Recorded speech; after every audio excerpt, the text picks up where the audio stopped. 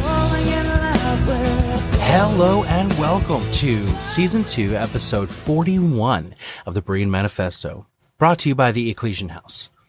This is Pastor Bill, and over the next 8 minutes or so, we are going to talk about fellowship. I've said it before, and this probably won't be the last time I say it. Small groups are the greatest thing to ever happen to the modern church. Whether that takes the form of home groups or adult Sunday school, that one-on-one intimate interaction and connection, that fellowship, is the backbone of our faith. What was the command Jesus gave as he ascended into heaven? Go and make converts of all nations, but keep each other at arm's length? No, it was go and make disciples of all nations. Or, as the King James reads, teach. In the Greek, it's the word math-ayt-yoo. It's to become a pupil, to disciple, enroll as a scholar, to be discipled, to instruct, to teach. Think the relationship the disciples had with Christ. This is an intimate word. I once heard it explained something along the lines of that if you aren't willing to take a phone call in the middle of the night from someone that you've led to the Lord, then you're not making disciples at all.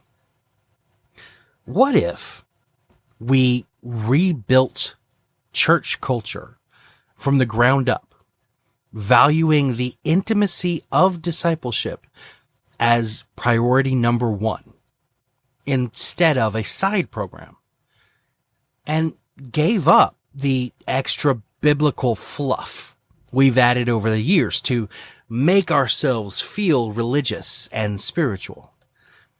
For instance, we've elevated the buildings we have corporate worship in and call them the house of the Lord.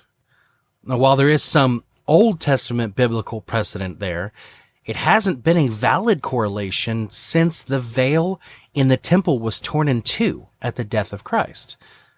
Since then, it's just a building, just a place. Let's look at the conversation Jesus has with the Samaritan woman in John chapter 4, verses 20 through 24. Our fathers worshipped on this mountain, but you Jews say that the place to worship is in Jerusalem. Jesus told her, believe me, woman, an hour is coming when you will worship the Father neither on this mountain nor in Jerusalem. You Samaritans worship what you do not know, and we worship what we do know, because salvation is from the Jews. But an hour is coming, and is now here, when the true worshipers will worship the Father in spirit and in truth. Yes, the Father wants such people to worship him. God is spirit, and those who worship him must worship in spirit and in truth. Jesus is talking about the decentralization of religion that was going to take place upon his death, when the veil is ripped in two. I can see how one could argue that our modern churches represent this decentralization. But there's more here than just that. He's talking about religion being replaced by relationship in the hearts of mankind. To follow through with confirmation of this thought process, let's take a look at 1 Corinthians 6:19. Don't you know that your body is a temple of the Holy Spirit who is in you, whom you have from God? That word, temple, is the Greek word naos. It's a shrine, a temple. There is a note here from the author, compare G2411. Now, this is the second time in 147 episodes that it's been pertinent to highlight the compare note that James Strong has included in the definition of a word. G2411 reads, hieron, a sacred place, that is the entire precinct. Whereas G3485, that's the word Paul used in 1 Corinthians 6:19, denotes the central sanctuary itself of the temple at Jerusalem or elsewhere. The point here is that in 1 Corinthians chapter 6, verse 19, Paul has chosen a word that doesn't paint a picture of a little white church by itself on a hill in the middle of a field as the temple of the Holy Spirit, as the house of the Lord. On the contrary, I want to take a moment and try to paint a picture for you as to the scope of the implication of using this word. After I graduated from high school, I entered into a year-long internship in East Texas at a ministry that ran youth conferences almost every weekend all over the United States and organized youth missions trips every summer and winter to countries all over the world. During this year, I lived with other members of this internship on the ministry's 400-acre property. That was, by and large, considered a sacred place. There were dorms, a cafeteria, offices, a pool, a basketball court, a football field, and a mile-long running path. And amongst all these was an auditorium where we would meet for corporate worship, religious teaching, and classes where we'd learn about missions, methods of evangelization, etc.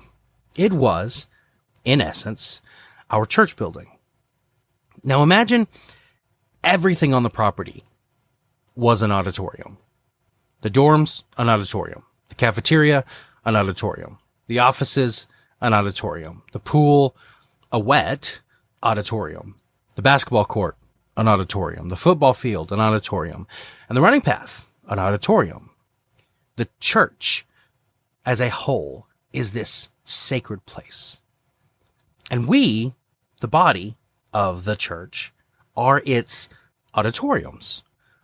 We may have started as dorms and cafeterias, offices and pools, basketball courts, football fields, and running paths. But when we attained salvation, we became auditoriums.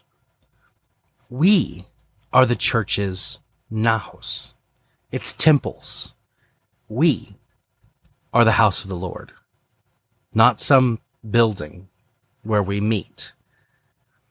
As such, we should be living lifestyles of worship and biblical study, coming together for service, for weekly meetings, whatever you want to call them, to minister one to another, motivating each other to acts of love and good works, and encouraging each other. This is Pastor Bill saying, until next time.